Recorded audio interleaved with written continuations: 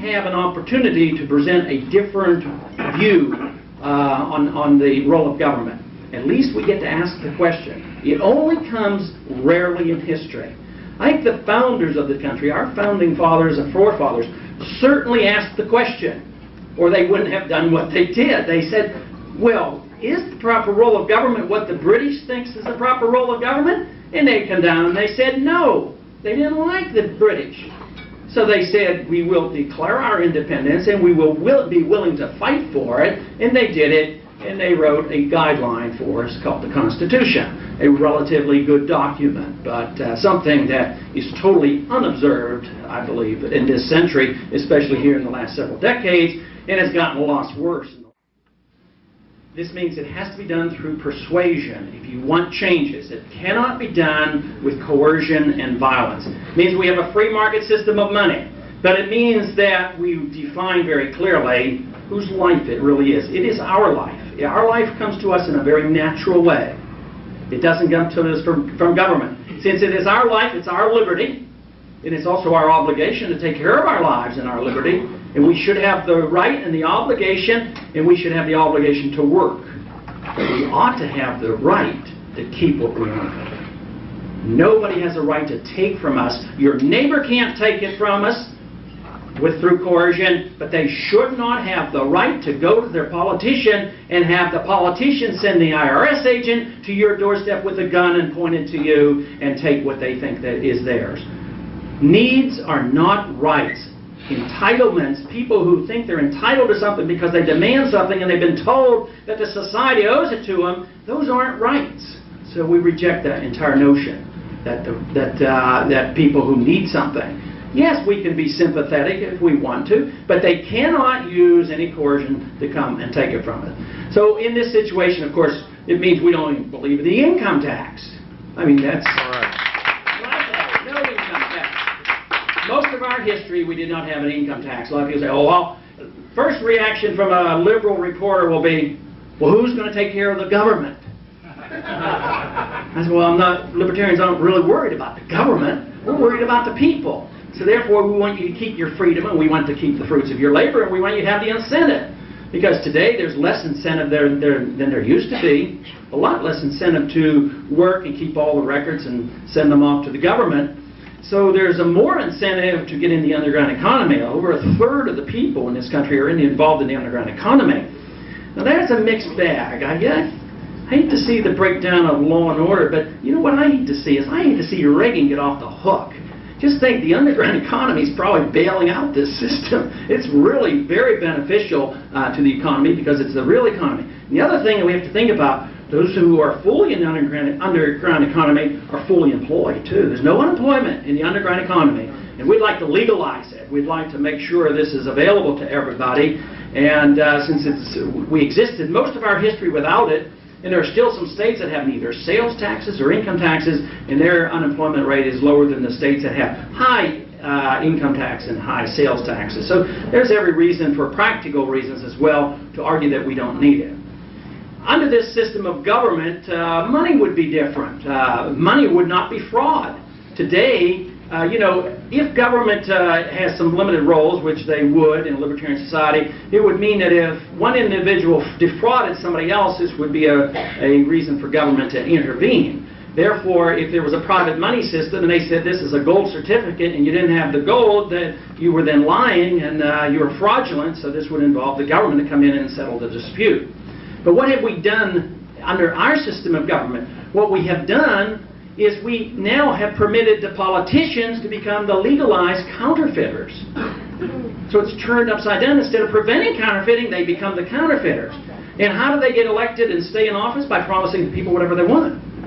And the lobbyists grow in numbers, the PACs are growing, the PACs give money to both sides, which is only one party, and the process continues. The politicians vote for everything, they run up the deficits, they undermine the gold system, and of course that's what happened in 1971, total undermining of the gold system, and therefore they could print and create as much money as possible. And all you have to do is study the economic statistics since 1971, and everything is on an exponential curve. Deficits and spending and interest rates, the whole work, it's on a very, very dangerous slope, the way I see it.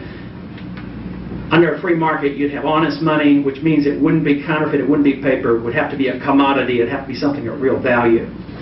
If we apply this principle of non-coercion to civil liberties, to social problems, it means if your life is your own, your lifestyle is your own. Nobody tells you what to do.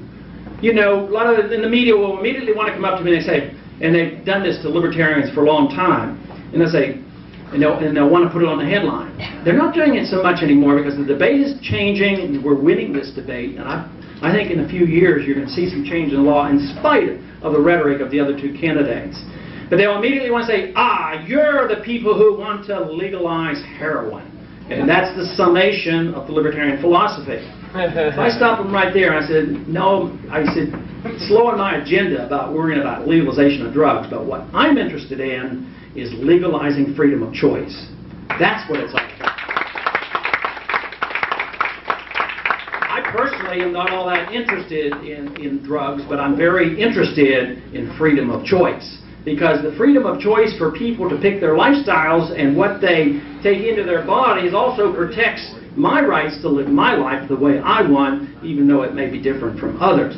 Freedom of choice means that we protect your right for consumption. Intellectual consumption in this country is not too bad about that. Even though there's challenges there in the public school system, there's always there's challenges on the books that are available, and I think there's going to be more censorship as time goes on. But basically nobody challenged the ideas that we're allowed to read books. Intellectually, our consumption is permitted. Religious-wise, people have the right to follow cults, be very serious religious people, atheists. These are things that we have accepted, and yet when they come to this very, very narrow area of one particular drug, they say, we're going to make the people better. And of course, historically, we only started doing these things in this century when we have lost the confidence in ourselves, lost the confidence that we can be secure in knowing that free choices are something that we can live with. 1913, we had income tax because we were introducing the idea of big government overseas and here at home. We introduced the idea of the central bank, which is a tenet of the Communist Manifesto. So we had our Federal Reserve System in 1913, drug laws in 1914. What else came about during the Wilson era? The FBI, to check on us, to find out what we're doing. Do you know one of the first tasks of the FBI was to spy on American citizens who disagreed with Woodrow Wilson on going to war in Europe? I think they did that in 1960s, and wasn't it just recently that our great American President Ronald Reagan, who wanted to get government off our back, used the FBI to spy on 100 American groups because they disagreed with his policy in Central America.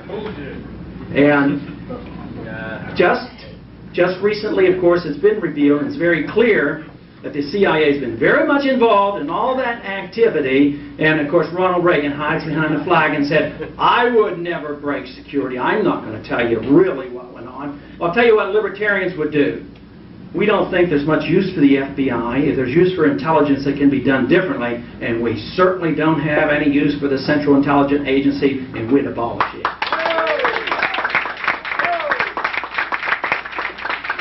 The idea of protecting of civil liberties is something that I think we're coming dangerously close to losing, because they can develop this hysteria over drugs. The drug issue is not the top issue. The drug laws and the Constitution is the top issue. But in the name of drug regulation, they introduce the ideas of controls on us financially, keeping more records. At the same time, what they do is they want to tell us what to do with our lives. They come in and they throw out the Constitution because there are no restraints now as far as search and seizure laws go. This bill that was just passed applies that if somebody has their house invaded because they're suspected of dealing in drugs, this evidence is admissible in court even though the police did it without a search warrant, as long as the policeman used procedures that he thought were compatible with constitutional restraint. That's pretty bad. And yet that's what we're getting. Not only is that applied to drugs, but it's written so that it applies to anything that the government wants from us.